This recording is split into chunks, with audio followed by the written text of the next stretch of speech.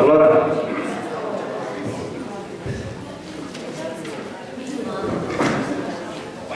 riprendiamo il nostro incontro dando la parola, lo ringrazio particolarmente, ribadisco, per lo sforzo anche fisico che ha fatto essere qui, dando la parola al professor Jean-François Akaji-Gombet, che oltre ad essere docente alla Sorbona è qui nella veste anche di, penso si dica dove è Claudio, è segretario generale o coordinatore generale del RACS, quindi abbiamo una persona che sicuramente rappresenta tutti gli studiosi di questo genere. Quindi grazie, a te la parola.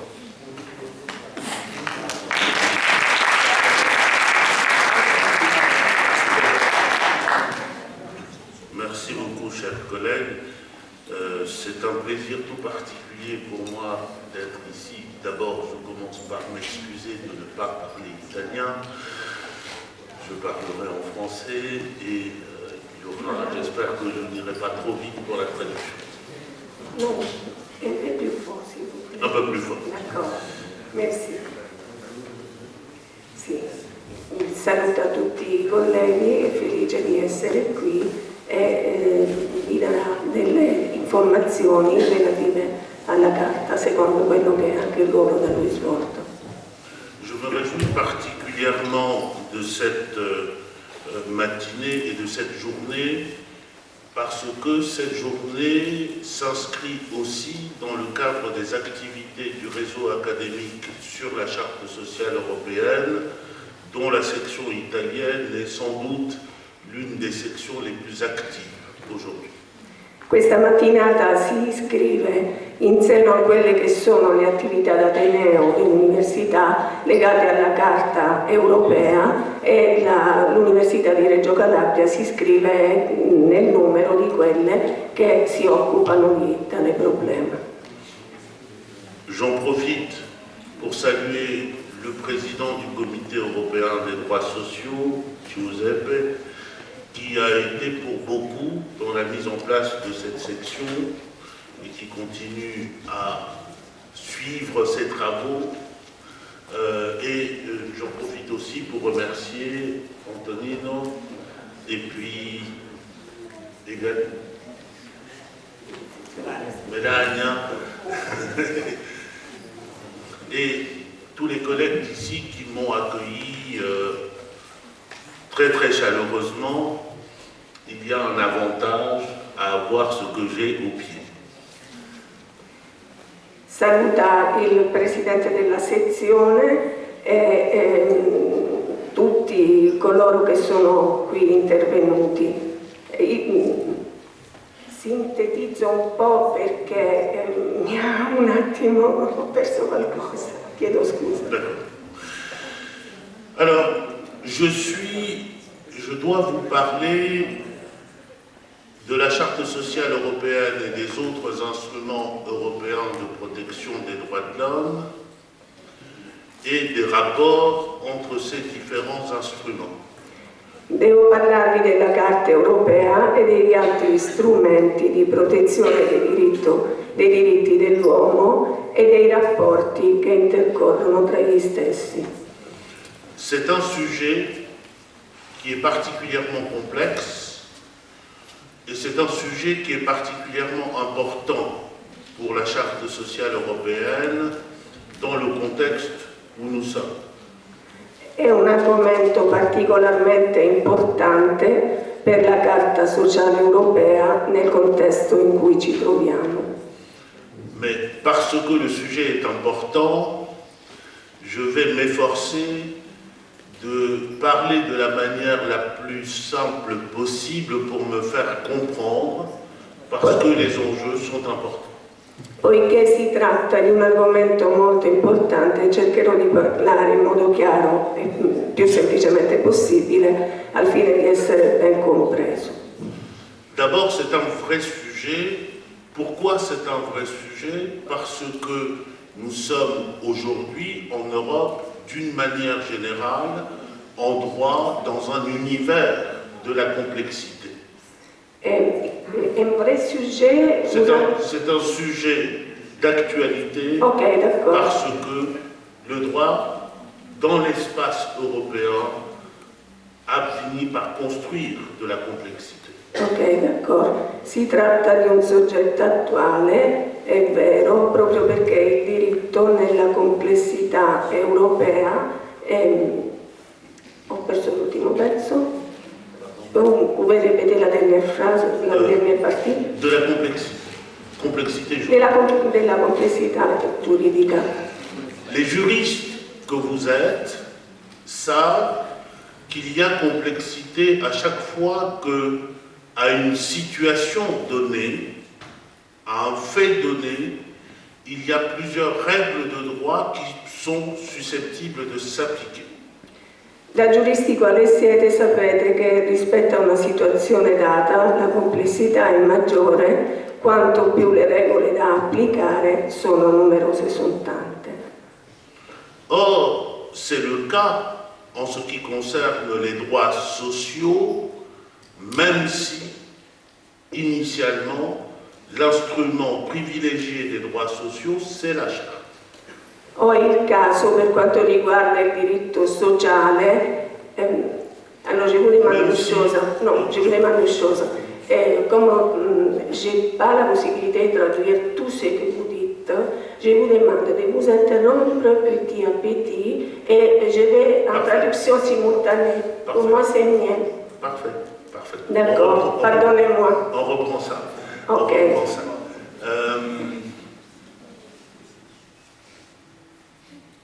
Cette situation de complessité Questa existe situazione di complessità esiste dans le domaine des droits sociaux. nel campo dei diritti sociali. Bien sûr, il faut commencer par le début Bisogna cominciare sin dall'inizio et par poser que la Charte sociale européenne est aujourd'hui l'instrument principal de protection des droits sociaux en Europe. e considerare che oggi la Carta Sociale Europea è lo strumento principale di protezione dei diritti sociali in Europa. Mais dans le même temps, d'autres textes juridiques s'appliquent aussi en matière de droits sociaux. Allo stesso tempo altri testi giuridici si applicano nel campo dei diritti sociali, esistono nel campo dei diritti sociali. C'est le cas, bien évidemment, de la Charte des droits fondamentaux de l'Union européenne, È il caso della Carta dei diritti fondamentali dell'Unione Europea, dont certains articles, di cui alcuni articoli, en particulier les articles qui sont compris dans le chapitre sur la solidarité, in particolare gli articoli che sono compresi nel capitolo sulla solidarietà, ont le même objet hanno lo stesso oggetto que certains articles de la Charte sociale européenne. di alcuni articoli della Carta Sociale Europea. On l'a vu notamment dans la pratique avec la crise dont il sera question cet après-midi et avec la situation de la Grèce en particulier.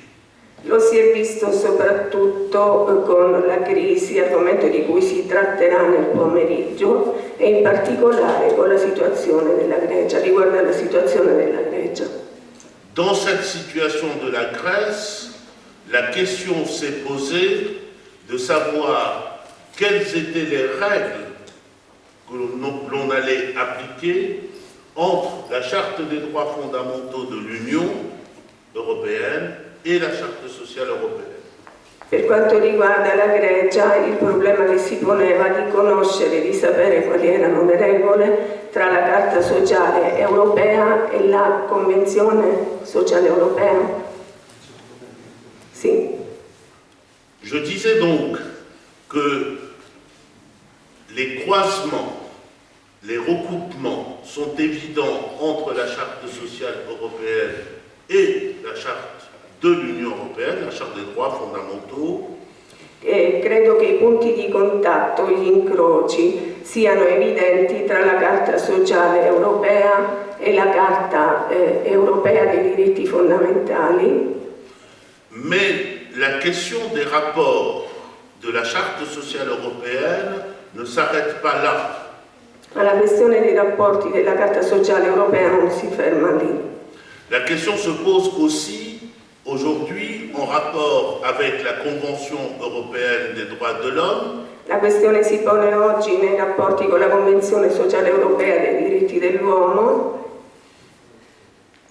Et ceci d'abord parce que la Convention, comme vous le savez, protège un certain nombre de droits qui sont aussi protégés par la Charte.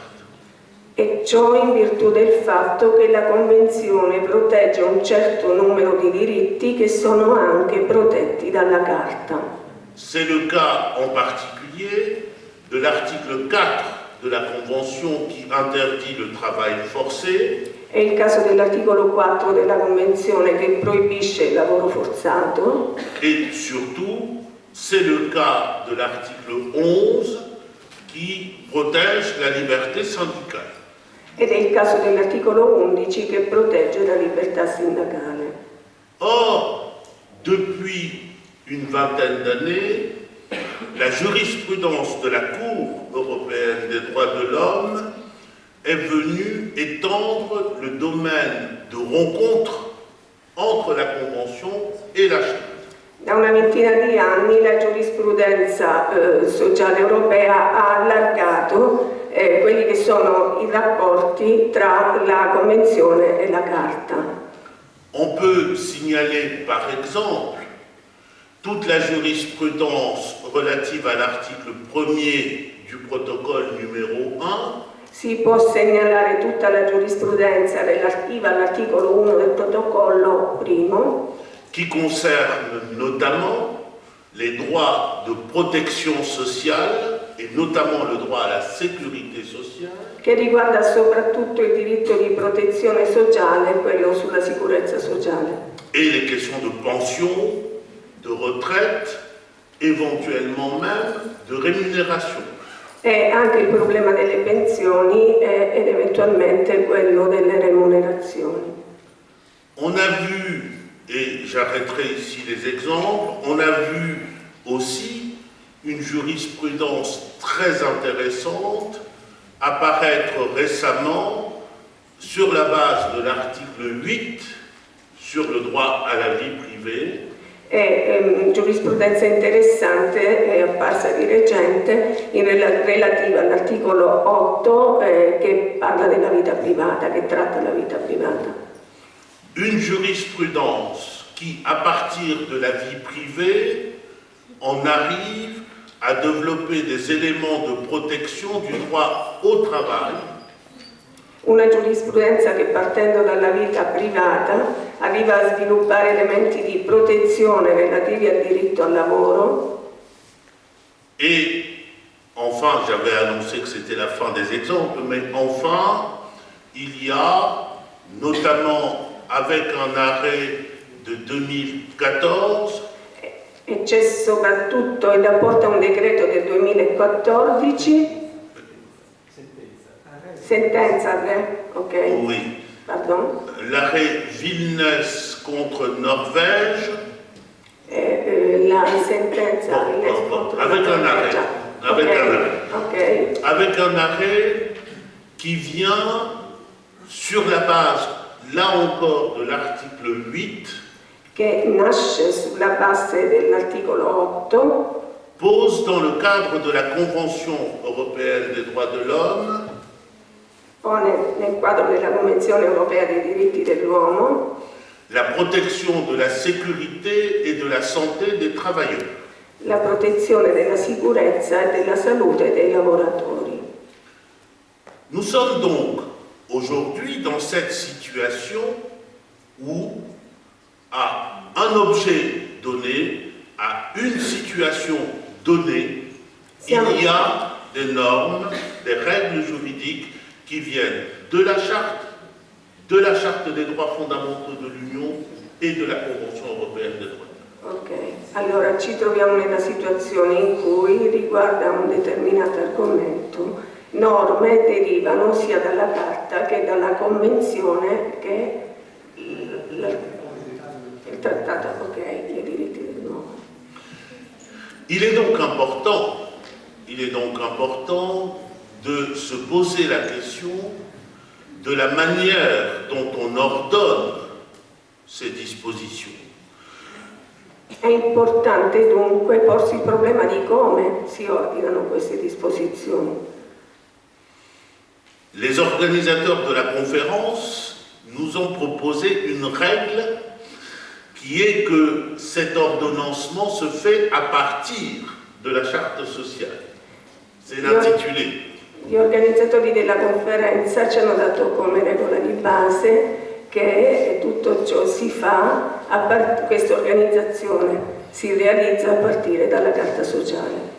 Bien sûr, je suis totalement d'accord avec cette approche, puisque j'ai commencé par vous dire tout à l'heure que la Charte sociale européenne était l'instrument de référence en Europe aujourd'hui pour la protection des droits sociaux. Sono d'accordo con questo approccio perché vi ho detto all'inizio che considero la Carta sociale come lo strumento fondamentale per la difesa dei diritti sociali. J'espère que vous avez compris maintenant pourquoi je disais tout à l'heure que notre sujet était très important. Spero abbiate compreso il motivo per il quale vi dicevo che il nostro argomento è molto importante. Maintenant, qu'est-ce qu'on peut en dire du rapport entre la charte et les autres documents juridiques? Cosa poter dire adesso circa il rapporto tra la Carta e gli altri documenti giuridici? La première des choses à observer, c'est que ces trois textes fixent tous des règles d'articulation, des règles qui concernent leur rapport avec les autres instruments. Questi tre testi, tutti e tre, fissano l'articolazione delle regole e quindi i rapporti con gli altri strumenti esistenti. C'est pourquoi je vous propose d'abord d'examiner ces règles et les principes auxquels ils renvoient. È per questo motivo che vi invito ad esaminare queste regole e i principi ai quali esse rinviano. Et ensuite, nous verrons dans quelle mesure les trois textes que nous avons évoqués peuvent s'articuler à partir de ces principes. E in seguito vedremo in che modo i tre testi di cui abbiamo parlato possono articolarsi partendo da questo principio. Donc d'abord les principes, les règles et les principes qui gouvernent les rapports de la charte avec les autres instruments. Prima di tutto quindi le regole e i principi che regolano i rapporti tra la Carta e gli altri strumenti. Je dois d'abord dire que ces principes et ces règles n'ont rien de nouveau dans l'univers juridique. Devo prima di tutto dire che questi principi e queste regole non presentano nulla di nuovo nell'universo giuridico. Ce sont des règles et des principes que l'on connaît très bien en droit international général. Sono regole e principi che si conoscono molto bene nel diritto internazionale generale, mais aussi dans le droit international des droits de l'homme. ma anche nel campo del diritto internazionale dei diritti dell'uomo. Et de ce point de vue-là, il faut peut-être rappeler les principes généraux qui se dégagent à la fois du droit international et du droit de l'Union avant d'évoquer les règles précises que prévoient les trois textes. Allora, bisogna... Commencer d'abord par examiner ou rappeler les principes généraux qui se dégagent du droit international et du droit de l'Union. Bisogna prima di tutto andare a definire quali sono i principi che derivano dal diritto internazionale et du droit de l'Unione e dal européenne diritto dell'Unione Europea avant de revenir aux règles précises qui sont contenues dans la charte sociale. Prima di tornare alle regole precise che sono contenute nella Carta sociale. Alors, sur ces principes généraux, en ce qui concerne la Charte sociale et la Convention européenne des droits de l'homme, sont des principes propres au droit international des traités. Per quanto riguarda questi principi che concernono la Carta e la Convenzione dei diritti dell'uomo, sono principi generali del diritto internazionale. Du droit international des traités. Dei trattati. Et pour simplifier, ces principes sont d'une part le principe de spécialité. Per semplificare, questi principi sono da una parte il principio di specialità proprio così Principe de spécialité et d'autonomie e di autonomia de chaque traité, di ogni trattato, et de l'autre côté, un principe qui s'applique aux effets des traités e dall'altro lato un principio che si applica agli effetti dei trattati et que les internationalistes appellent l'effet relatif des traités internationaux. L'effet, comment on peut traduire ça? I fatti relativi, la relatività dei fatti dei trattati internazionali. Pour ne pas aller trop dans la technique, on peut résumer l'ensemble de ces principes en 3 propositions. Si può riassumere l'insieme di questi principi in 3 proposte o proposizioni proprio, ok? Première proposition, Prima proposizione, chaque traité constitue un réseau, un tissu autonome, un ensemble plus exactement. Chaque traité constitue un ensemble autonome d'engagement de l'État. ogni trattato costituisce un insieme autonomo di impegni degli stati, dello Stato, Et en raison de cette autonomie, il ne peut pas y avoir de hiérarchie entre les traités. e in ragione di questa autonomia non ci può essere gerarchia tra i trattati. Deuxième principe, Il secondo principio, un État ne peut pas se voir opposer un traité sans son consentement. uno Stato non può vedersi opporre un trattato senza il suo consenso. C'est ce principe qui débouche notamment sur la règle pacta sunt servanda, È il principio che verte soprattutto sulla regola pacta sunt servanda, i patti sono da rispettare, et sur l'obligation d'exécuter les traités ratifiés de bonne foi. e sull'obbligo di ratificare trattati, di eseguire trattati ratificati in buona fede. Troisième et dernier principe, Terzo e ultimo principio, c'est que les compétences et les pouvoirs que le traité va octroyer pour son application, va prévoir pour son application, è che le competenze e i poteri che il trattato concede per la sua applicazione s'arrêtent au traité lui-même si fermino al trattato stesso et ne peut pas s'étendre à d'autres traités, e non possono estendersi, essere estesi ad altri trattati, sauf bien sûr si les États y consentent. eccetto che gli stati vi acconsentano. Ces 3 principes qui se dégagent du droit international des traités Questi tre principi che derivano, scaturiscono dal diritto internazionale dei trattati, ces trois propositions plus exactement, tre proposizioni più esattamente, on les retrouve aussi dans les rapports avec le droit de l'Union européenne li si ritrova anche nei rapporti col diritto dell'Unione Europea et ces propositions constituent la conséquence e queste proposizioni costituiscono la conseguenza du principe de l'autonomie de l'ordre juridique de l'Union européenne del principio dell'autonomia dell'ordine giuridico dell'Unione Europea. Alors concrètement, cela veut dire quoi pour nous? Concretamente ciò vuol dire che cosa per noi?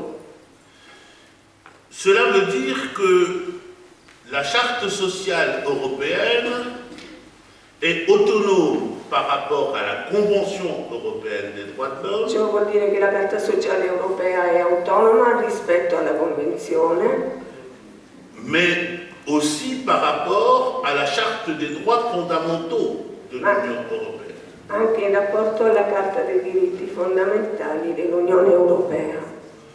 Cela signifie aussi que le Comité européen des droits sociaux Ciò significa anche che il Comitato Europeo dei diritti sociali n'a formellement de compétences que pour interpréter et appliquer la seule Charte sociale européenne. ha formalmente competenza per applicare soltanto la Carta Sociale Europea Et que la compétence de la Cour européenne est exclusive pour ce qui concerne la Convention e che la competenza della Corte Europea è esclusiva per quanto riguarda la Convenzione et celle de la Cour de justice de l'Union européenne e quella della Corte di Giustizia dell'Unione Europea pour ce qui concerne la Charte des droits fondamentaux de l'Union. per quello che riguarda la Carta dei diritti fondamentali dell'Unione.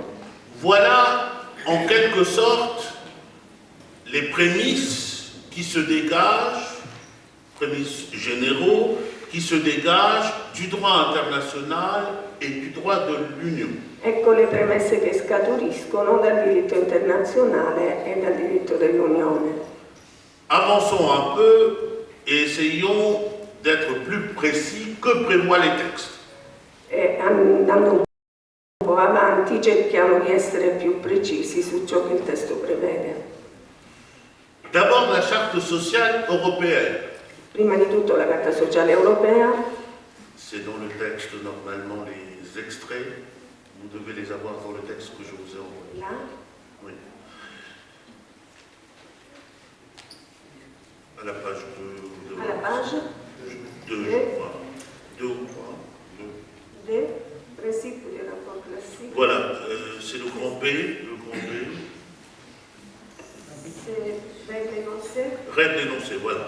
la ressource Donc umana il y a ce qui suit, ce sont des citations. Donc vous e pouvez vous le référer. buche che c'è travisa Je vais les dire et puis vous les traduisez à partir de a ça. partire di là. Oui. D'accordo, sta Donc, bene.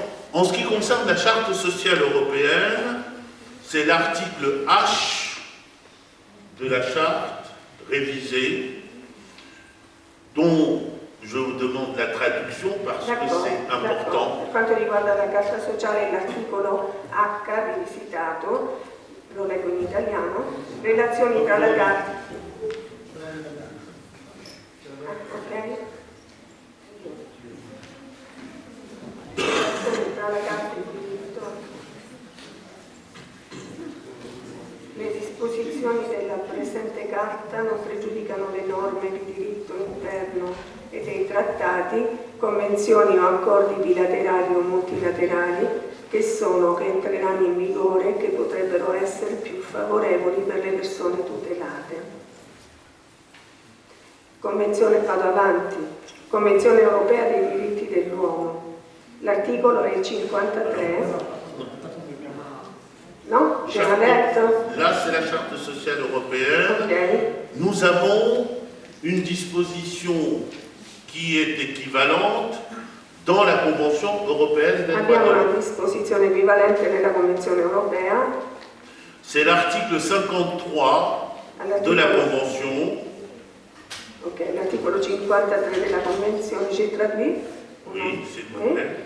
Salvaguardia dei diritti dell'uomo riconosciuti. Nessuna delle disposizioni della presente Convenzione sarà interpretata come limitante o dannosa per i diritti dell'uomo e le libertà fondamentali che potrebbero essere riconosciuti conformemente alle leggi di ogni parte contraente o di ogni altra convenzione della quale questa parte contraente è parte. Et enfin, dans la Charte des droits fondamentaux de l'Union européenne, c'est l'article 53.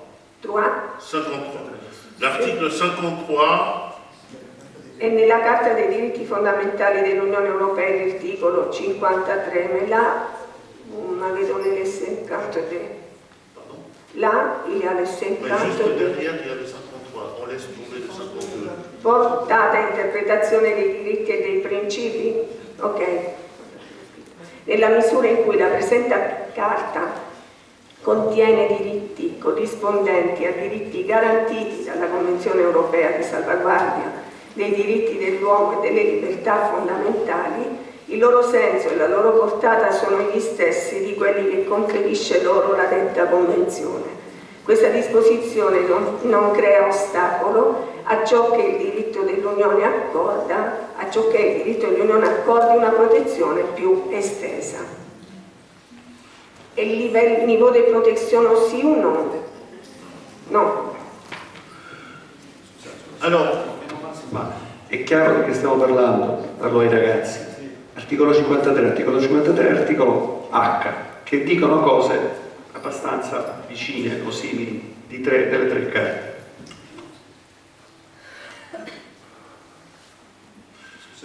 je vous en prie.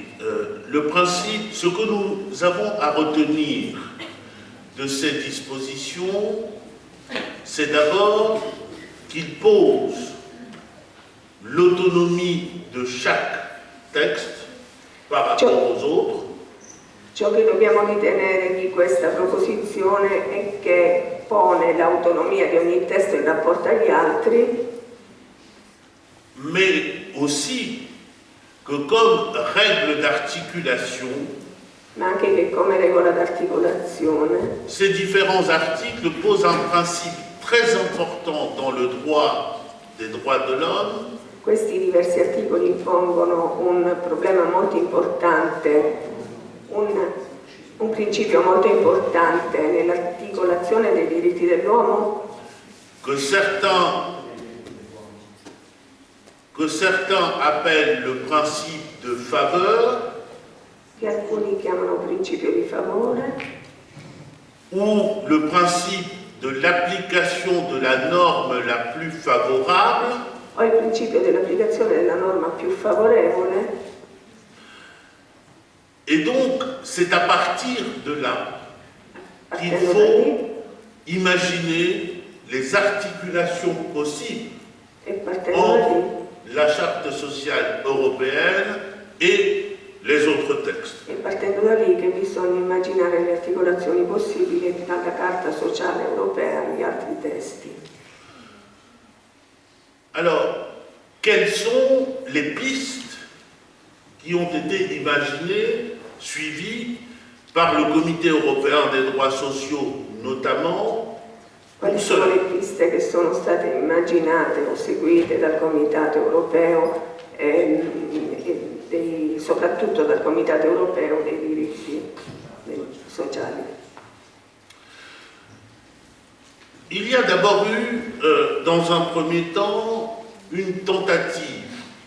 C'è stato in un primo momento un tentativo Une tentative du Comité européen des droits sociaux del Comitato europeo dei diritti sociali qui a voulu proposer che ha voluto proporre une articulation contraignante una articolazione obbligante de ces sources à partir de la Charte sociale. delle proprie fonti a partire dalla Carta sociale. Cette tentative est restée une simple tentative. Autrement dit, Questo elle a été tentativo abortée. è fallito, È rimasto solo un tentativo. Voilà. Mais il est intéressant d'y revenir un peu, parce que cela touche à certaines des questions que le président du comité a présentées tout à l'heure. È interessante tornarvi un attimo su perché riguarda alcune questioni che il Presidente del Comitato ha posto, ha sollevato. Cette tentative s'est opérée à partir des réclamations concernant les étrangers, la protection des étrangers dans le cadre de la charte et spécialement la protection des étrangers en situation irrégulière. Questo tentativo si è operato considerando la condizione degli stranieri partendo dalla Carta e in particolare quelli con posizione irregolare. La première affaire significative, la première affaire importante dans ce domaine a été une affaire française. Il primo affare, il primo caso importante in questo campo è stato francese, un caso francese. C'est la réclamation de la Fédération internationale des droits de l'homme contre la France. È il reclamo della Federazione internazionale dei diritti dell'uomo contro la Francia. La question de ces premières affaires était de savoir comment réussir à étendre la protection de la charte à des personnes qui sont expressément exclues par l'annexe. Il problema posto era di comprendere come estendere la protezione della Carta a alcuni soggetti che sono esclusi, espressamente esclusi dalla stessa. Et le président du comité a rappelé tout à l'heure cette disposition de l'annexe Il Presidente della Commissione ha ricordato questa disposizione dell'allegato qui exclut les étrangers. che esclude gli stranieri. À cette époque, nous sommes au début des années 2000, E eravamo nell'anno 2000, si era nell'anno 2000. plusieurs membres du comité, à cette époque-là, étaient favorables Parecchi membri del comitato a quell'epoca erano favorevoli à une jurisprudence du comité a una, qui permettrait de giurisprudenza, protéger ces personnes. a una giurisprudenza del comitato mirata a proteggere queste persone. Autrement dit, il militait pour une extension du champ d'application personnel de la charte. Militavano per un'estensione del campo di applicazione personale della Carta. Une des propositions les plus intéressantes à l'époque Una delle proposizioni più interessanti all'epoca consistait à fonder cette extension consisteva nel fondare questa estensione sur l'annexe de la charte, sull'allegato sur della l'annexe Carta, de la charte, son paragraphe premier, l'alinéa 2 de son paragraphe premier, plus exactement. il capoverso primo del paragrafo primo, 2. del paragrafo secondo, Alinea 2 du paragraphe allora, capoverso 2, paragrafo primo. Et cet alinéa étant combiné Questo capoverso è étant combiné essendo combinato avec l'article H con l'articolo H qui vous a été traduit tout à l'heure. che vi è stato tradotto, che vi è stato appena tradotto.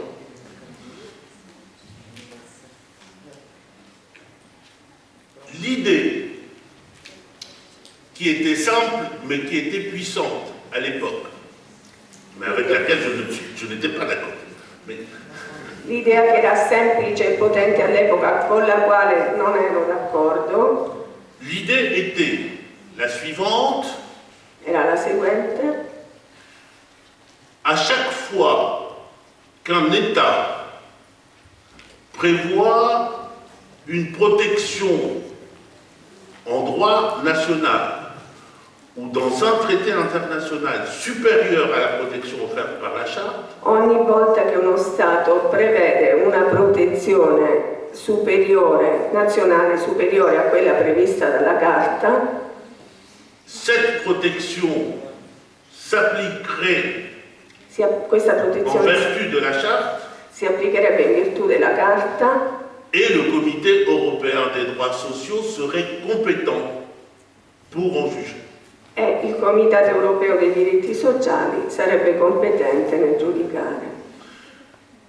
Autrement dit, la violation à l'égard des étrangers d'une disposition de droit interne, E, la violation altrimenti detto, la des violazione droits que di un les étrangers diritto, tiennent du droit national, di un diritto che gli stranieri godono, riguarda il diritto nazionale, ou qu'ils tiennent d'une convention o internationale, che ricevono perché deriva da una convenzione internazionale, constituerait ipso facto une violation de la Charte.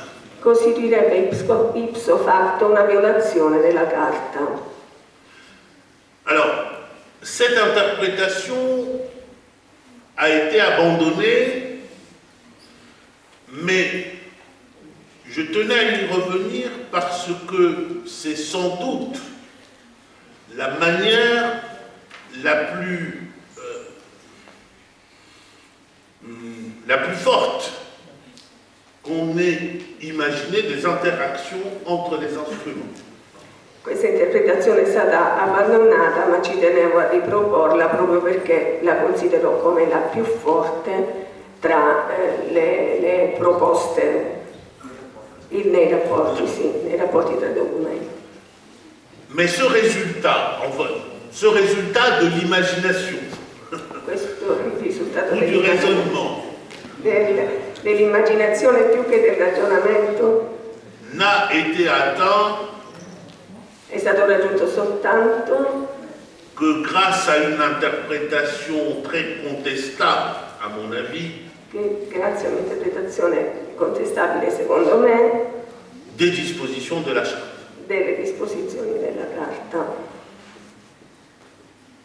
Ce serait trop long à expliquer ici, mais je crois qu'on ne peut pas tirer de cette règle, qui est une règle générale de droit international des droits de l'homme, qu'on ne peut pas tirer de la règle de subsidiarité Non credo che sarebbe troppo lungo da spiegare, ma non credo che si possa trarre dalla regola di sussidiarietà della Convenzione internazionale dei diritti, no? On ne peut pas déduire, Dedurre voilà, on ne peut pas déduire du principe de l'application de la norme la plus favorable non si può dedurre dal principio dell'applicazione della norma più favorevole une extension automatique un'estensione automatica de la compétence des organes européens, en della l'occurrence, competenza degli organi europei. et puis, deuxièmement, nous restons en droit international. E secondariamente, secondo punto, restiamo nell'ordine internazionale. Les États membres du Conseil de l'Europe, Gli Stati membri del Consiglio d'Europa, au moment de la rédaction de la charte révisée, nel momento della redazione della Carta rivisitata, revisionata, alors qu'ils en avaient la possibilité, quando ne avevano la possibilità, nel momento in cui avevano la possibilità, ont refusé de revenir sur la limitation du champ d'application personnel. si sono rifiutati di tornare sull'applicazione del campo di limitazione della Carta. Donc, ont confirmé que les étrangers n'étaient pas dans le champ d'application de la charte. Dunque si conferma che gli stranieri non entrano nel campo di applicazione della Carta. C'est pourquoi je pense que la voie la plus juridiquement défendable, Penso che la via giuridicamente più la plus difendibile, ok. C'est celle qui a été choisie È quella che è stata scelta par le comité dal comitato et que son président a exposé tout à l'heure. e che il presidente ha esposto. Autrement dit, une protection fondée sur l'idée, sur les principes de dignité de la personne, Diversamente detto, una protezione fondata sui principi di dignità della persona et qui tire les conséquences du fait que la charte est un instrument de protection de la personne humaine. e che trae conseguenza dal fatto che la carta è uno strumento di protezione della persona. Donc cette piste n'est pas la bonne, il nous faut changer de perspective. Se questa pista non sembra andare bene, bisogna cambiare di prospettiva. Et l'autre perspective, L'altra prospettiva c'est celle d'une articulation des trois sources, è quella di un'articolazione delle tre fonti, mais à partir des ordres juridiques nationaux. ma a partire dagli atti giuridici, dall'ordine giuridico nazionale, dagli ordini giuridici nazionali. Je pense que cette piste, qui est d'ailleurs assez rarement discutée encore par la doctrine, Penso che questa pista, che d'altro canto è ancora poco discussa dalla dottrina, cette piste me semble la plus intéressante, mi sembra la più interessante, d'abord parce que c'est au plan national que l'exigence de coordination des normes se pose avec le plus de force. prima di tutto perché è sul piano nazionale che l'esigenza di coordinamento delle forze si pone con maggior forza. Ce sont d'abord les autorités nationales, Sono prima di tutto le autorità nazionali, législatives, legislative, gouvernementales, di governo, administratives, amministrative, mais aussi et surtout judiciaires. ma anche e soprattutto giudiziarie. Ce sont ces organes qui sont confrontés en premier lieu Sono questi organi che sono messi in confronto, che devono confrontarsi prima di tutto aux dissonances des règles de droit, sì, rispetto alle dissonanze delle regole des di règles de diritto, droit, voire à des contradictions entre les règles applicables. persino rispetto alle contraddizioni tra le regole applicabili. Dans l'absolu, et je dirais a priori aussi, In assoluto e a priori anche, cette règle ce principe de l'application de la norme la plus favorable il principio dell'applicazione della norma più favorevole devrait être appliqué spontanément dovrebbe essere par les applicato autorités nationales. spontaneamente dalle comunità nazionali, Les autorités nationales. Par les autorités dalle nationales. autorità nazionali. On peut le penser pour deux raisons. Lo si può pensare per due motivi.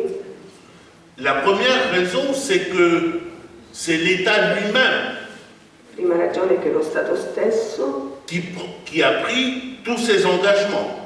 che applica i propri impegni, che esegue, che ha assunto l'impegno. C'est l'État qui s'est engagé à chaque fois, che si è impegnato ogni volta, et la contradiction entre les règles applicables et le résultat de cet engagement de l'État. e la contraddizione tra le regole applicabili C'est la conséquence de l'engagement de l'État. e la conseguenza L'engagement. dell'impegno dello Stato. Or, chacune de ces règles de droit lie l'État et donc les autorités nationales Quindi lorsqu'il s'agit d'engagements internationaux. ognuna di queste regole di diritto lega lo Stato quando si tratta di impegni internazionali. Et la conséquence, c'est que normalement, ces États ont l'obligation d'exécuter ces règles, même contradictoires, de bonne foi. E la conseguenza è che questi Stati hanno l'obbligo di applicare queste regole anche contraddittorie. Secondo, principio di buona fede. No? C'est pourquoi je pense que les autorités nationales... Je vais plus lentement. No. Non. C'est pourquoi je pense que il reviendrait, on pourrait penser qu'il revienne aux autorités nationales de régler spontanément ces questions-là. È per questo che si pensa che devono essere le autorità nazionali a regolare queste questioni, spontaneamente queste questioni. Mais qu'ils le règlent de quelle manière? Ma in che modo le regolano? Et c'est ici que nous retrouvons l'article H, l'article 53, In che modo? E qui ritroviamo l'articolo H, il 53, c'est-à-dire l'obligation d'appliquer la norme la plus favorable. vale a dire l'obbligo di applicare la norma più favorevole. C'est une obligation parce qu'en ratifiant, l'État s'est engagé à cela, È me semble-t-il. un obbligo perché gli Stati sono tenuti, sono impegnati ratificando a far questo. Et suivant un tel schéma, si on suit un tel schéma, Se si segue un tale schema, uno schema così, toute autorité de l'État, ogni autorità dello Stato et spécialement tout juge national, chiedo scusa? Sì, specialmente il giudice nazionale, pensavo che si dicendo dell'altro. No, specialmente il giudice nazionale, onestà, toute autorité de l'État et spécialement tout juge, ogni giudice nazionale, lorsqu'il est requis quando è richiesto pour l'application du droit à une situation déterminée, per l'applicazione del diritto a una situazione determinata, devrait avoir l'obligation d'appliquer la charte, si c'est la charte qui énonce la norme la plus favorable, dovrebbero avere l'obbligo di applicare la carta se la carta come dire, propone la norma più favorevole.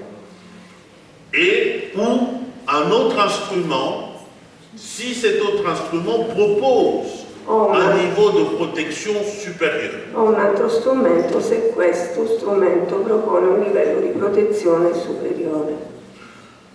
En disant cela, je ne méconnais pas le fait que cette solution, cette piste-là, ne résout pas toutes nos difficultés. Dicendo ciò, io non dichiaro comunque che questa soluzione non sia senza difficoltà. Elle ne résout pas toutes les difficultés et notamment 3 difficultés. E soprattutto rilevo 3 difficoltà. La première, c'est que dans cette piste, on envisage que l'hypothèse, La prima è che qu'une seule hypothèse, in questa pista si realizza una sola ipotesi, o si prevede una sola ipotesi, envisage. oui, c'est l'hypothèse dans laquelle plusieurs normes L'ipotesi nella quale più norme, diverse norme, remplissent une même fonction de protection, riempiano una stessa funzione di protezione, mais posent des niveaux de protection différents. ma pongono livelli di protezione diversa. Et donc, on n'envisage pas l'hypothèse où il y aurait simplement contradiction entre les normes. E dunque non si individua l'ipotesi nella quale ci sarebbe contraddizione tra le stesse norme. Soltanto contraddizione tra le stesse norme.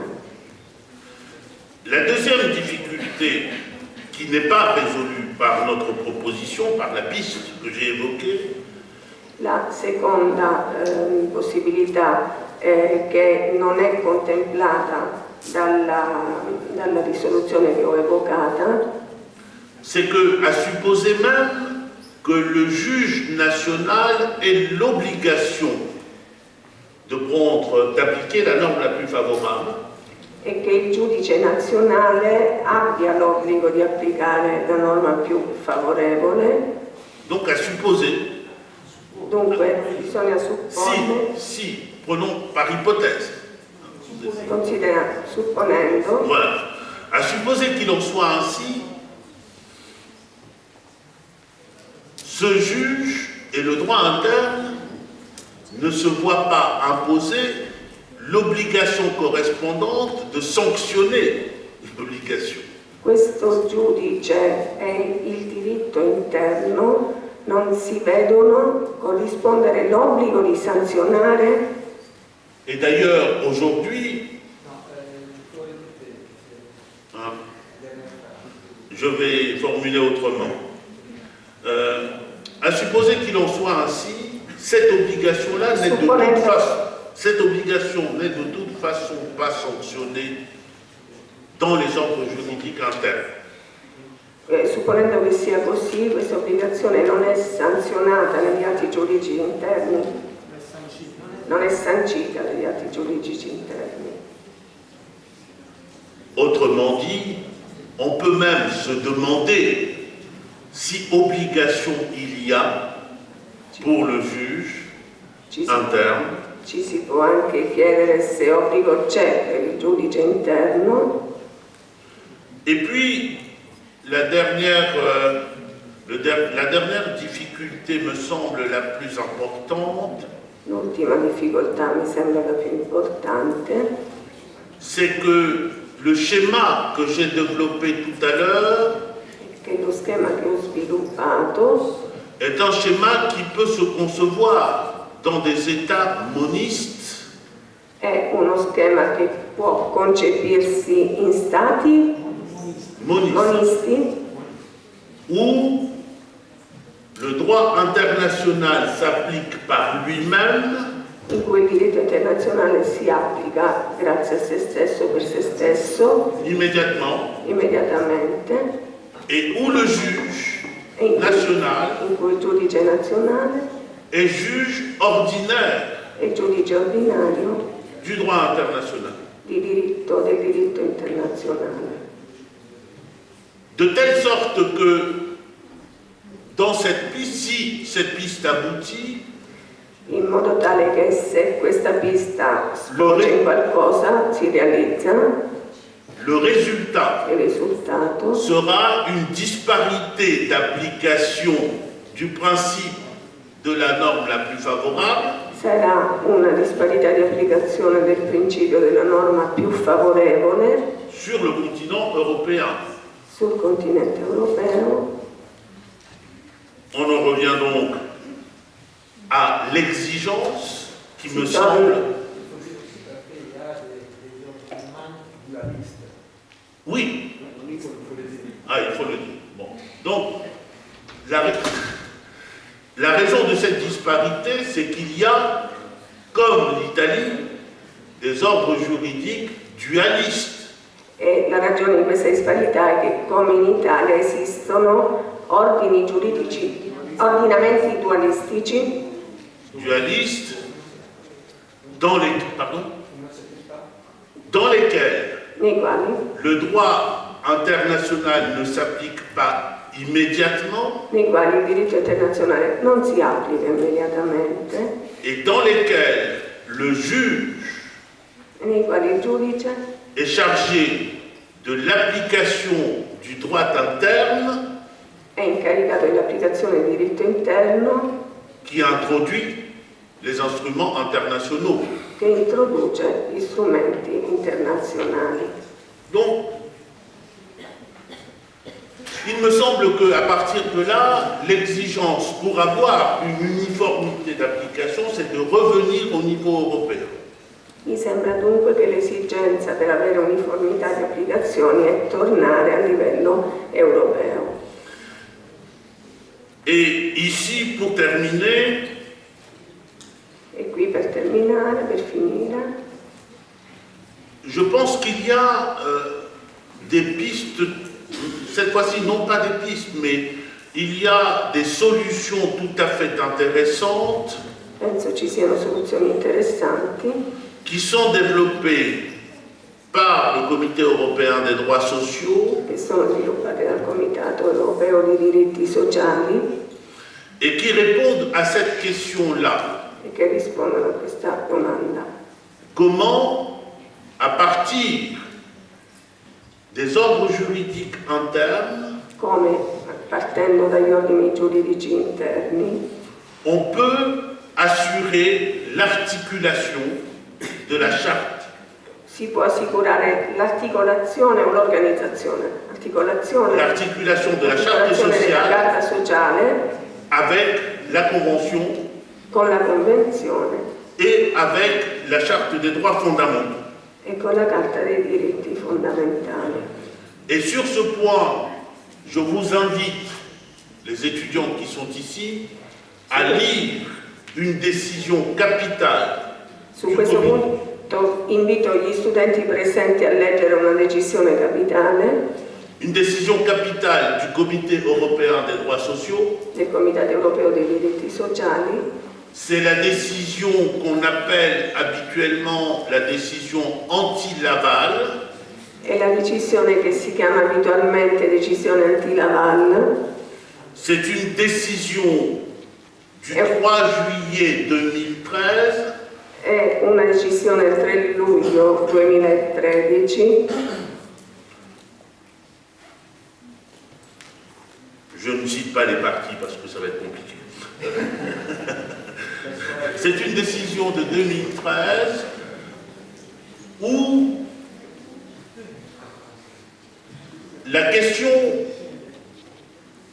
se pose de savoir si In cui si pone la domanda di sapere se le fait pour un État parti à la charte et membre de l'Union européenne, il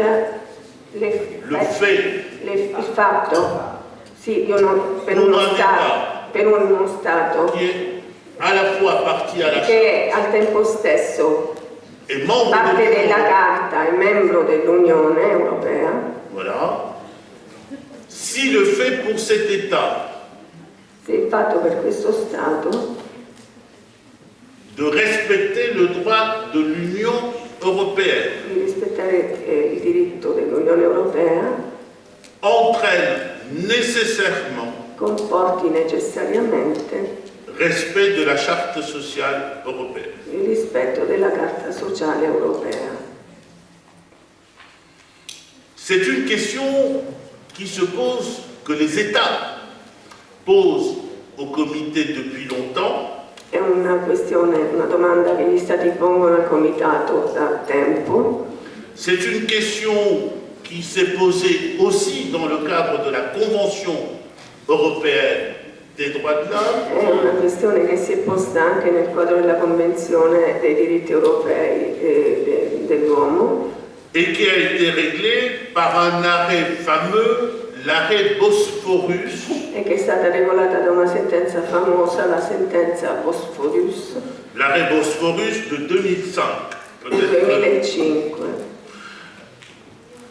Et à partir, dans cette décision, la décision anti-Laval est importante parce que le comité pose Questa decisione, la decisione anti-Laval, è importante perché il Comitato pone les règles qui gouvernent son rapport avec le droit de l'Union européenne le regole che governano il suo rapporto con il diritto dell'Unione Europea à travers attraverso, les obligations assumées par les États.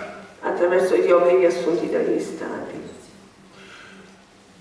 Et puis, l'affaire était capitale aussi parce qu'il se jouait le sort des droits sociaux dans leur rapport avec les éléments économiques majeurs.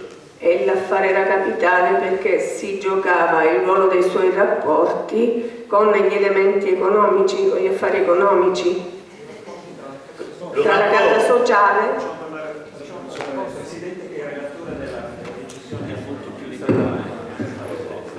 Il professore sta dicendo che è importante anche perché in quel caso era in gioco il rapporto fra diritti sociali e libertà economiche.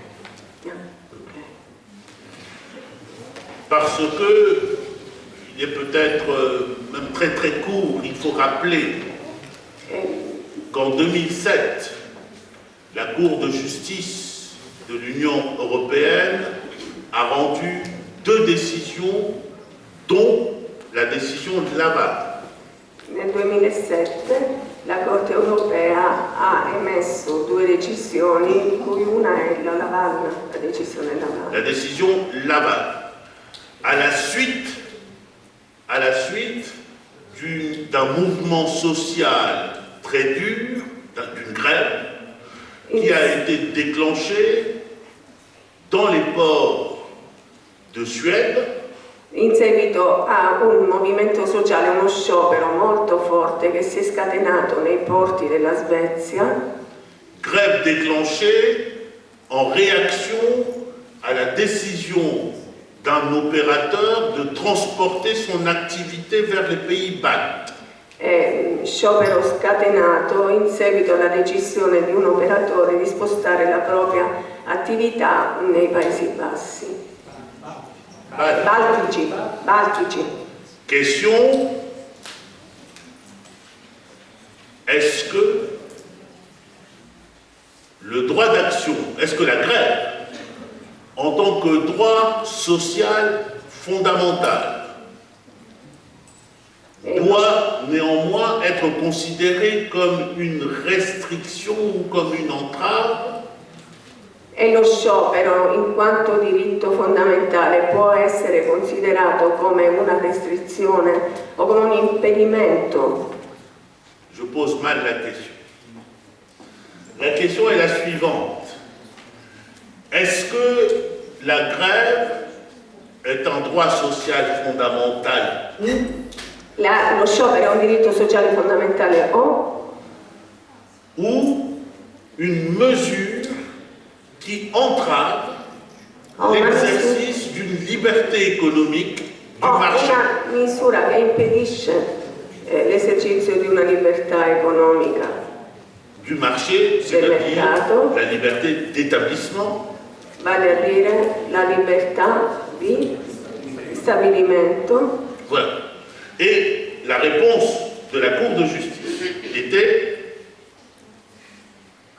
de faire triompher ou de considérer comme supérieure la liberté du marché. La risposta della Corte di Giustizia è stata di considerare come superiore la libertà. No, scusate. La libertà di mercato. Manifestavo il mio disappunto, vi chiedo scusa.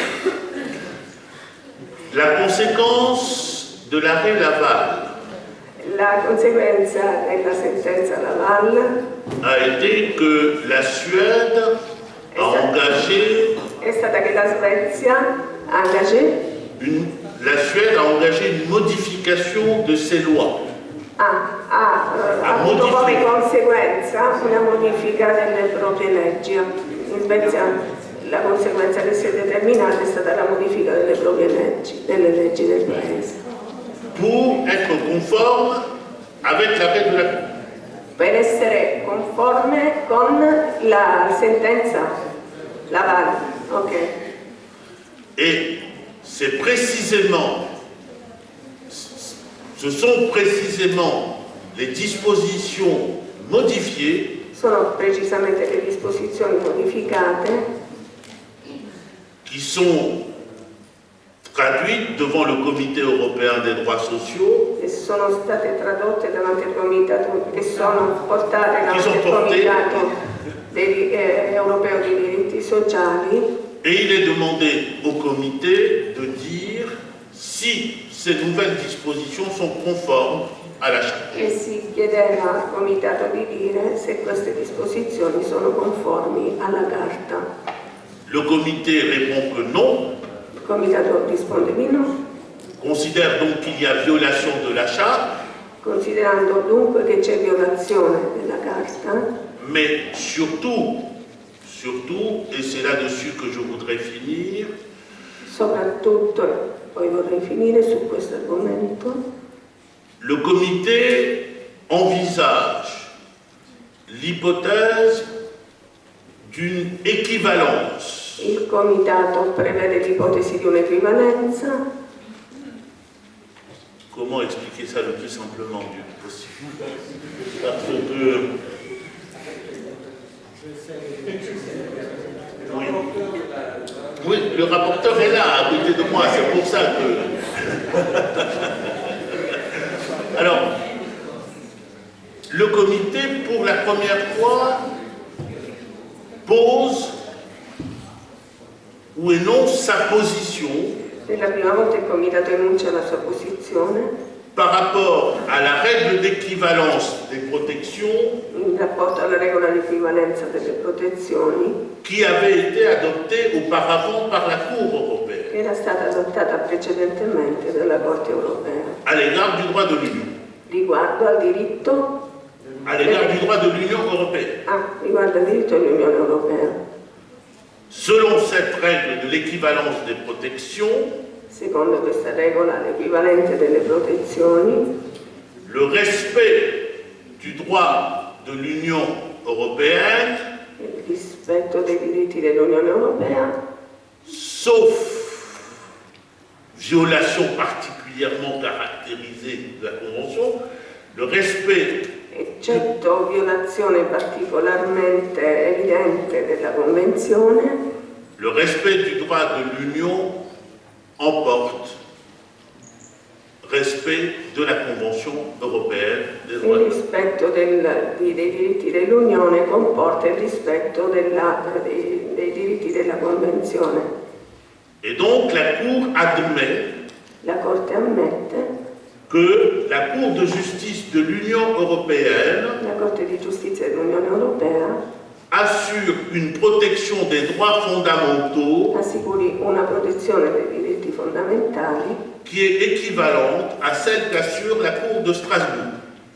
equivalente a quella che assicura la Corte di Strasburgo.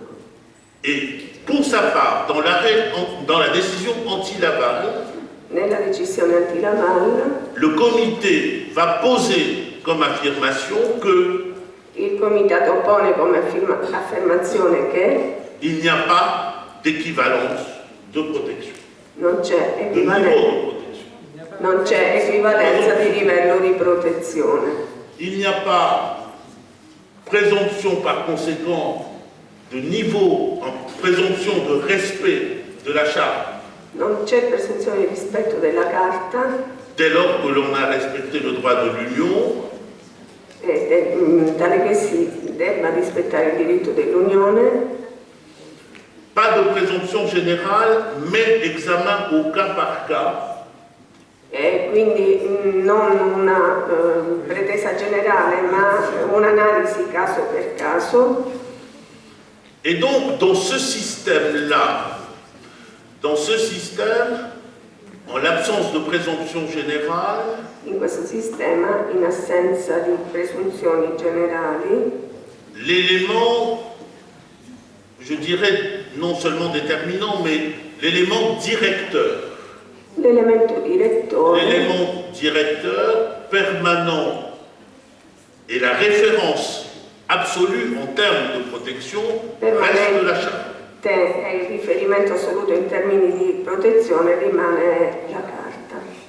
Ce qui n'empêche pas, Ciò che non impedisce de reconnaître dans certaines situations di riconoscere alcune situazioni qu'il y a là, ici ou là des équivalences de protection. che ci siano qui o lì delle equivalenze di protezione. Or, et j'ai fini en conclusion, on voit bien, personnellement, cette décision, je le dis au président, l'ancien rapporteur, cette décision me fait penser aux arrêts solangueux de la Cour constitutionnelle allemande. Questa decisione mi fa pensare alle sentenze della Corte Costituzionale tedesca à l'égard du droit de l'Union, riguardo al diritto dell'Unione, des arrêts qui avaient pour signification, delle sentenze il cui significato premièrement, une invitation à renforcer, era une invitation aux juges de l'Union, prima di tutto rivolto ai giudici dell'Unione per rinforzare à renforcer la protection des droits la protezione dei dans son ordre diritti juridique, et puis, deuxièmement, e un poi, appel au dialogue des juges, si l'on peut dire ainsi.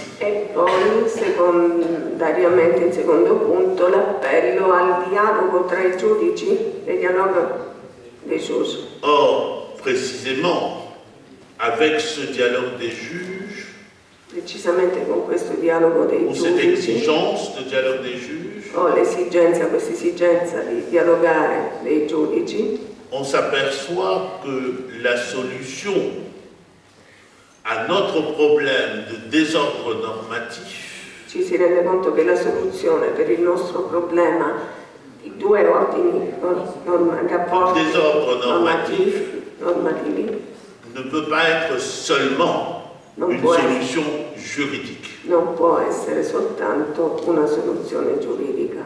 Elle implique également une dynamique politique, Implica una dinamica politica, ugualmente una dinamica politica, ne serait-ce que de politique jurisprudentielle. non fosse altro che di politica giurisprudenziale.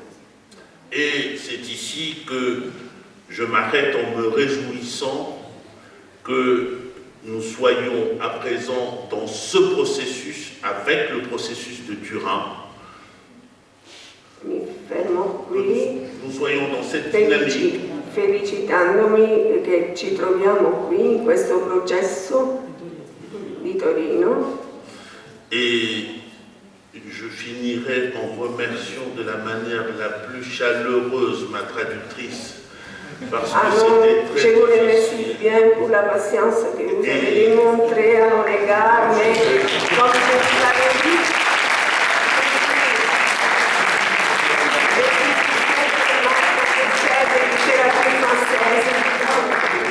Grazie a Jean-François Akaci-Gombet.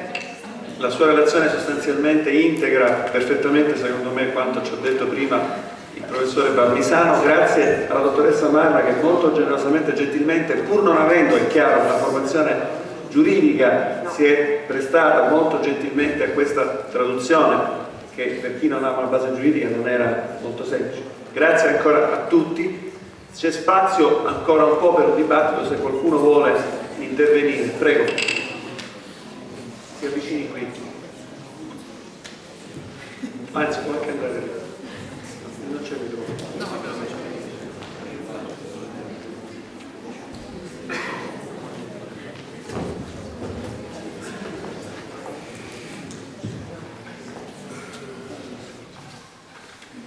Buongiorno a tutti, mi chiamo Federico Zindato e sono uno studente di giurisprudenza.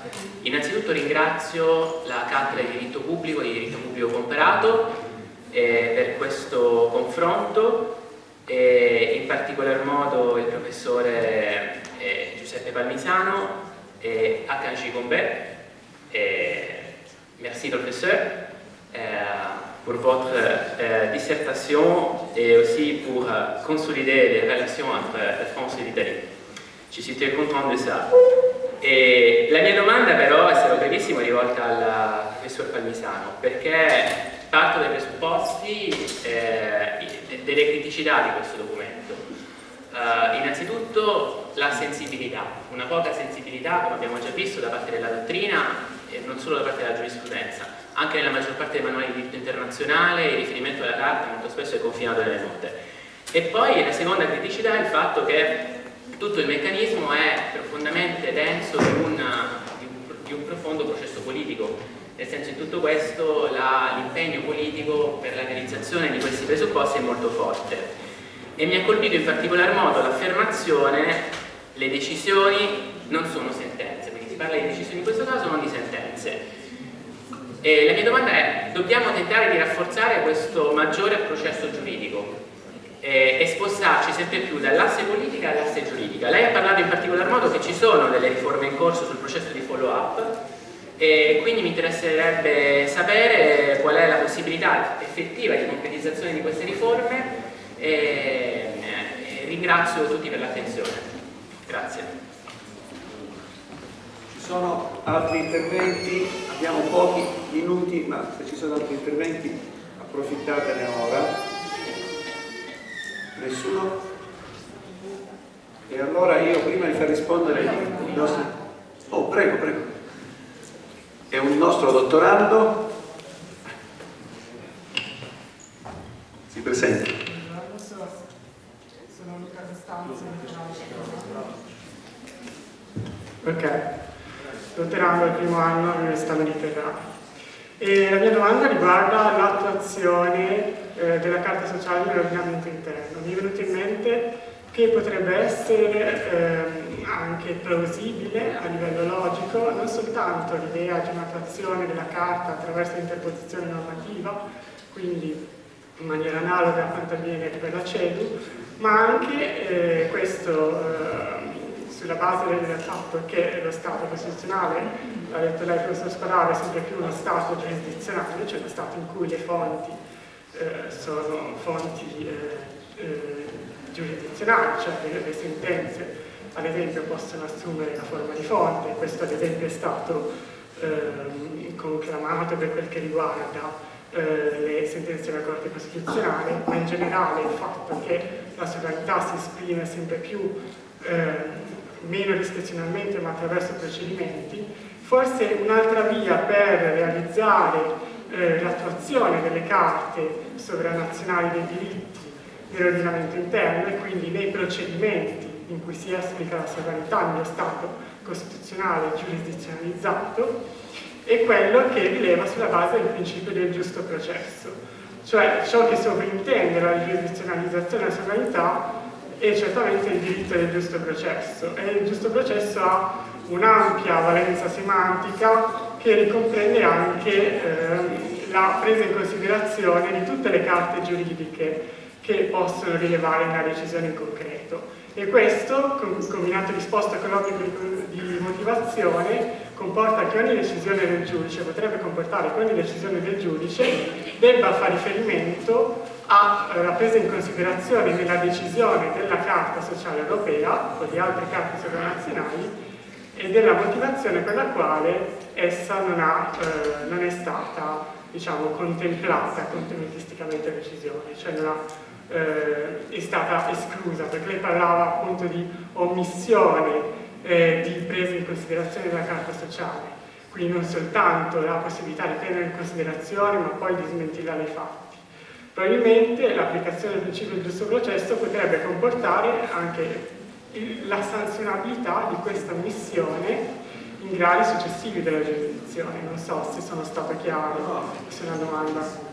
Però certo è un'applicazione non soltanto a livello formalistico e costituzionale, ma a livello anche processuale dell'attuazione delle carte sovranazionali degli ordinamenti interni. Poi certo la possibilità che la Carta Sociale Europea o altre carte giurisdizionali abbiano effetti positivi su una decisione giurisdizionale è chiaramente aggirabile attraverso il principio di massima estensione delle garanzie, perché basterebbe sostenere che ci sono principi interni per tutti, nel caso della Carta Sociale Europea, il principio del pareggio di bilancio, il principio di conservazione delle finanze statali, che impediscono la realizzazione di diritti sociali, che sono quelli della Carta Sociale, che sono diritti che hanno costi, quindi non si comprende ad esempio cioè potrebbe essere chiaramente discutibile o discusso, prendo ipoteticamente ad esempio l'obiezione che potrebbe essere fatta, è il fatto che un organo sovranazionale imponga l'applicazione di determinati diritti sociali in certe misure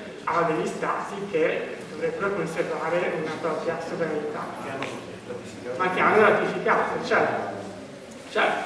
Ma infatti è una problematica che un po', nel senso che questa idea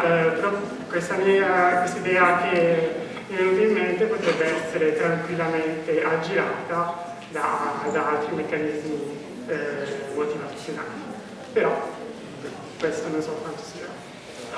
Grazie dottore Costanzo. Altri interventi, osservazioni?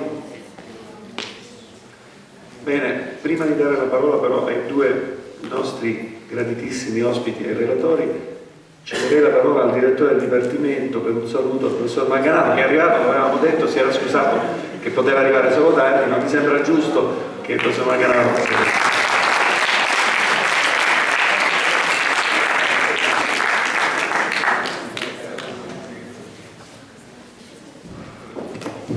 Grazie, mi dispiace intervenire non sul tema perché non ho sentito le relazioni e chiedo scusa per questa mia assenza, ma insomma gli oneri dei direttori sono sempre un po' di girare.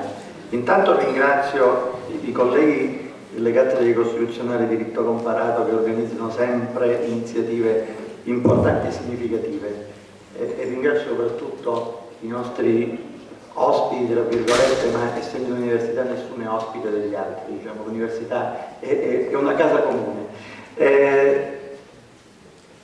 Siccome in tempi non più recentissimi ho cercato di capire che valore avesse la CEDU nel diritto amministrativo italiano e quindi diciamo l'effetto che una carta di quel genere ha prodotto anche quando prima del riconoscimento attraverso l'interposizione del 117, tuttavia alcune sentenze di quel giudice hanno comportato effetti diretti sull'amministrazione italiana, mi sembra di poter dire che in questo dibattito, che ripeto non ho potuto seguire adeguatamente, mi sembra che è il destino di tutte le carte dei diritti avere questa evoluzione, così come è avvenuto per la Carta di Nizza, eccetera, di una legittimazione politica iniziale che diventa a poco anche una legittimazione giuridica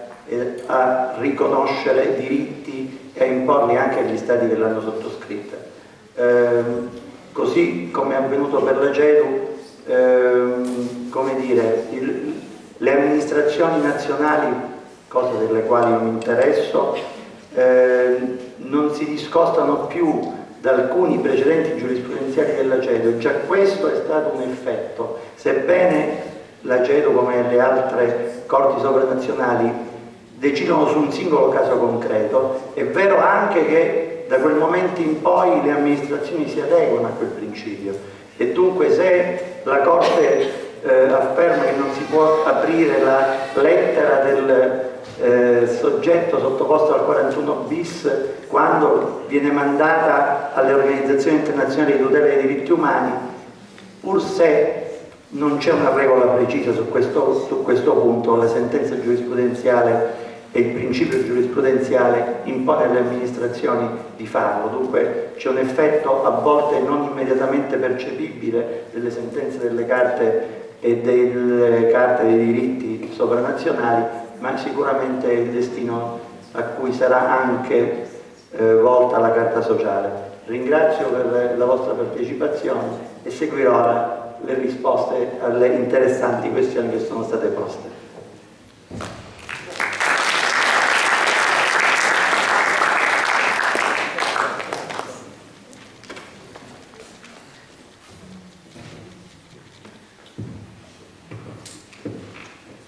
Grazie anche al direttore del Dipartimento e grazie per le domande. Dunque, il problema della sensibilità della dottrina e non solo della dottrina nei confronti della Carta sociale, in realtà è un problema che non riguarda solo la Carta sociale, riguarda tanti aspetti aspetti della normativa internazionale a tutela dei diritti dell'uomo, ma non solo a tutela dei diritti dell'uomo, anche penso per esempio a tutela ambientale, e della sua scarsa conoscenza e utilizzazione, e che poi, come dirò proprio molto brevemente, ha una ricaduta sul piano anche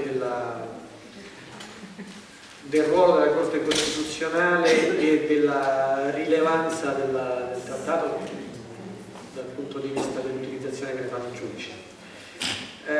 Dunque, è vero, non posso che dire che è vero, c'è una scarsa sensibilità. Io sono uno dei pochi internazionalisti, per esempio, che si occupa di Carta Sociale Europea.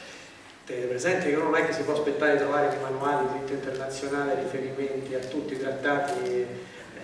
Gli ambiti tematici di cui si occupano sono veramente più diversi. In quelle opere internazionalistiche che si occupano della prospettiva internazionalistica della tutela dei diritti dell'uomo, di solito la Carta Sociale ha spazio. E poi c'è una certa, devo dire, una certa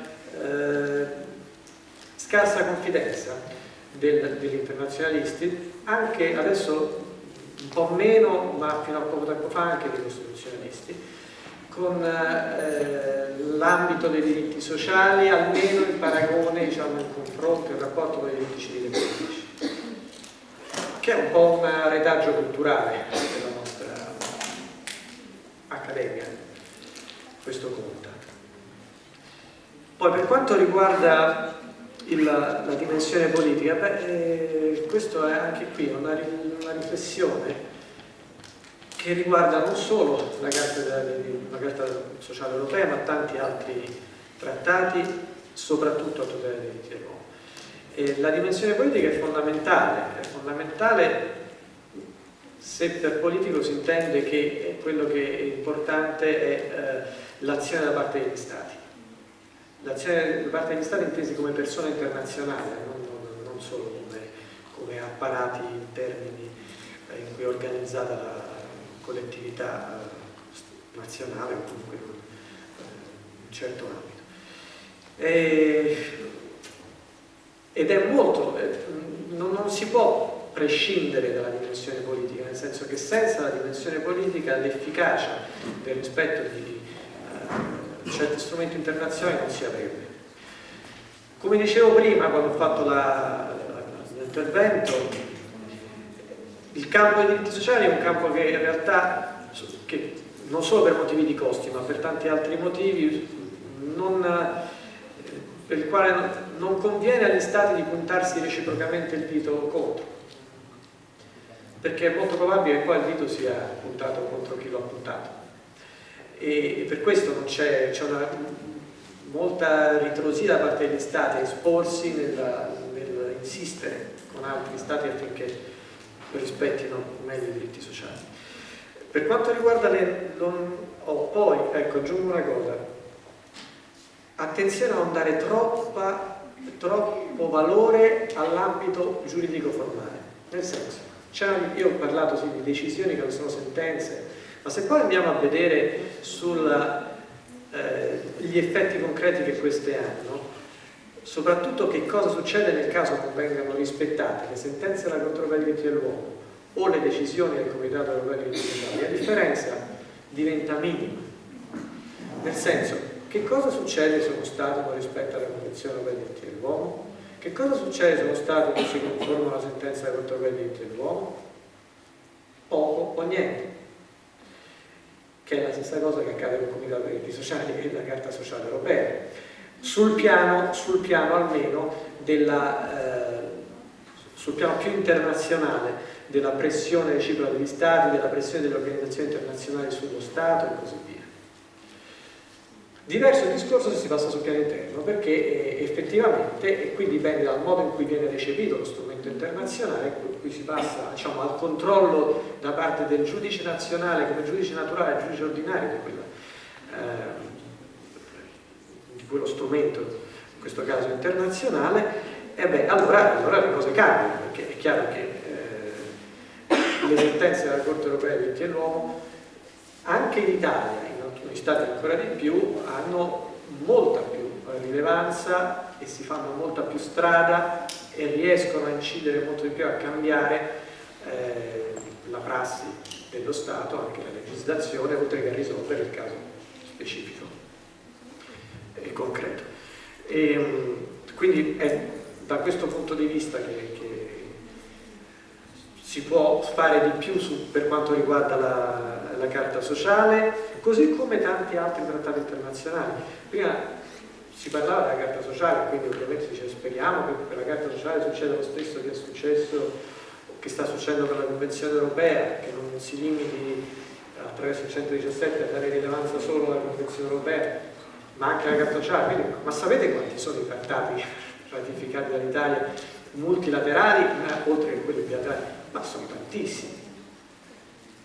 Allora, per tornare all'osservazione che faceva l'altro collega, il vostro collega sull'utilizzazione, la mancanza di motivazione e giusto processo, i rischi sono tanti, nel senso che dire che non sia adeguatamente considerata tutta la normativa internazionale per risolvere un certo caso concreto,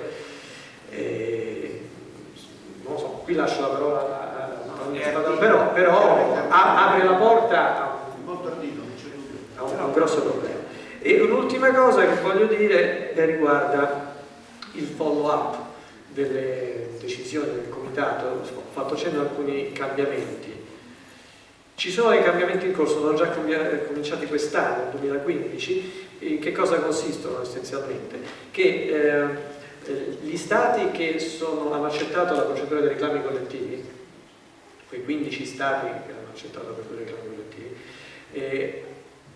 un anno sì, un anno no, presentano dall'anno scorso un rapporto sul follow up, sul seguito che hanno dato alla decisione del comitato, alle decisioni di violazione del comitato, e non lo presentano al comitato dei ministri, ma lo presentano al comitato dei diritti sociali. Quindi c'è un organo indipendente che segue anche il follow up, il seguito. È un dato positivo,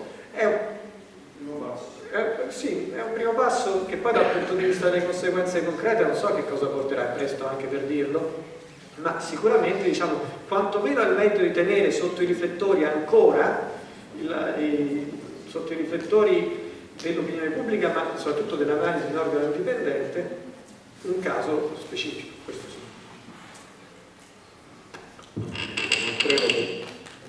Allora, io ricordo a tutti che riprendiamo nel pomeriggio alle 15 puntualmente, perché il convegno si chiuderà nel rispetto dei tempi previsti, in quanto devono essere accompagnati all'aeroporto 2 dei relatori. Ricordo che alle 15 presiederà la professoressa Salazar, ci saranno gli interventi del professor Guiglia, del professore Panzera, della professoressa Salazar stessa, e chiuderà ancora, avremo con noi il piacere di avere ancora il professor Palmisano con le conclusioni. Grazie a voi della vostra presenza, ci vediamo alle 15.